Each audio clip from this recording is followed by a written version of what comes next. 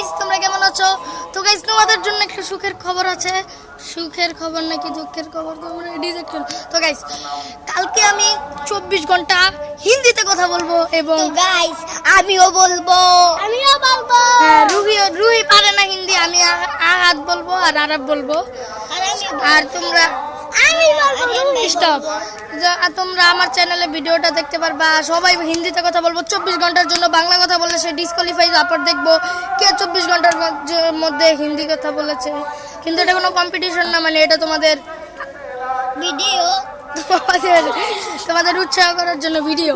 তো bye bye. তোমরা এই ভিডিওটা একটু কোন টাইমে হাসছো না? কারণ গাইস আমরা হিন্দি পারি না। গাইস আমরা একটু পারি।